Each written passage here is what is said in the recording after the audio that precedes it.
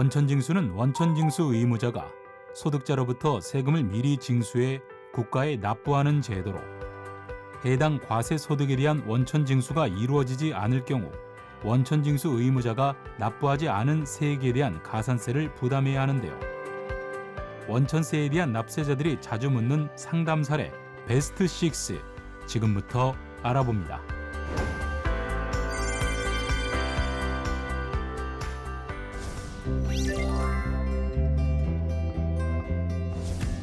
원천징수 의무자는 소득 지급일이 속하는 달의 다음 달 10일까지 원천징수 이행 상황 신고서와 원천징수 세액을 신고 납부해야 하는데요. 국세청은 원천징수 신고 납부 편의를 위해 직전 연도 상시 고용 인원이 20명 이하인 사업자의 경우 신청에 의해 반기별 신고 납부가 가능하도록 하고 있습니다. 따라서 대상자 반기별로 납부하고자 하는 반기 직전 달의 1일부터 말일까지 원천징수 관할 세무서장에게 신청해야 하는데요. 즉 6월과 12월이 반기별 납부 신청 기간입니다. 상시 고용 인원수는 직전 연도의 1월부터 12월까지의 매달 말일 현재의 상시 고용 인원의 평균 인원수로 하며, 관할 세무서장은 해당 원천징수 의무자의 원천징수 세액 신고 납부의 성실도 등을 고려해 승인 여부를 결정한 후 신청일이 속하는 반기의 다음 달 말일까지 통지해야 하는데요. 이때 원천징수 의무자가 기한 내 승인 여부를 통지받지 못한 경우에는 승인받은 것으로 간주하며, 관할 세무서에서 승인된 경우 반기별로 원천세 신고 납부가 가능합니다.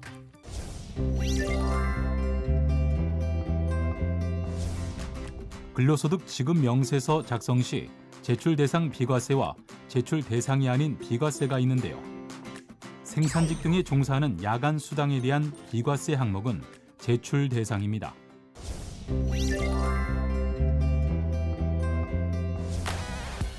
원천세는 원천징수 의무자가 원천징수 대상 소득 금액 또는 수입 금액을 지급하는 때 원천징수하는데요.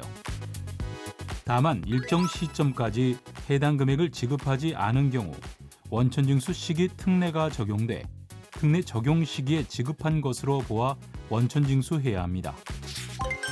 즉 원천세는 1월부터 11월까지의 근로소득을 해당 과세기간의 12월 31일까지 지급하지 않은 경우 12월 31일에 지급한 것으로 보아 소득세를 원천징수하는데요.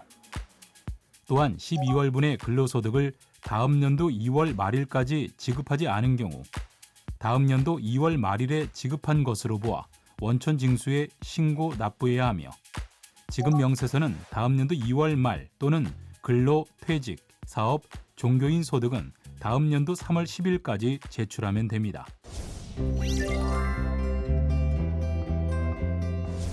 원천징수 의무자는 매달 급여 지급 시 근로소득 간이 세액표에 따라 소득세, 지방소득세를 원천징수하는데요. 다만 근로자가 본인의 연간 세부담 수준에 맞게 원천징수 세액을 근로소득 간이 세액표에 따른 세액의 80%와 100%, 120% 중 선택 가능하며, 원천징수 세액을 조정하고자 하는 근로자는 소득세 원천징수 세액 조정 신청서 또는 소득세액공제 신고서에 원천징수 세액의 비율을 선택해 원천징수 의무자에게 제출하면 제출하는 날이 속하는 달의 다음 달부터 변경된 비율을 적용해 원천징수해야 합니다. 한편 원천징수 세액을 조정 신청한 경우 조정한 날부터 해당 과세기간 종료일까지 계속 적용되며, 근로소득 간이세액표는 홈택스에서 조회할 수 있습니다.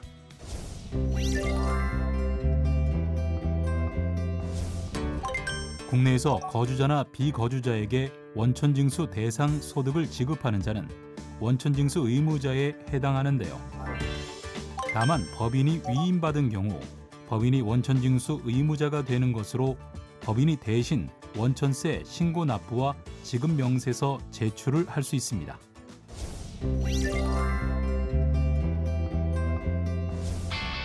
일용 근로자에 해당하는 거주자가 3개월 이상 계속해 동일한 고용주에게 고용되는 경우에는 3개월 이상이 되는 달부터 일반 급여자로 보아 원천 징수하고 해당 연도 1월 1일부터 12월 31일까지 급여에 대해 연말 정산을 해야 합니다. 원천세를 미납할 경우에는 원천 징수 의무자가 납부하지 않은 세금에 대한 가산세를 부담할 수 있는 만큼 소득 항목에 따른 꼼꼼한 징수와 납부가 필요한데요. 이 밖에도 원천세 신고와 납부에 관련된 자세한 내용은 국세청에서 발간한 2023년 원천세 신고 안내 책자를 통해 확인할 수 있으니까요. 참고하시길 바랍니다.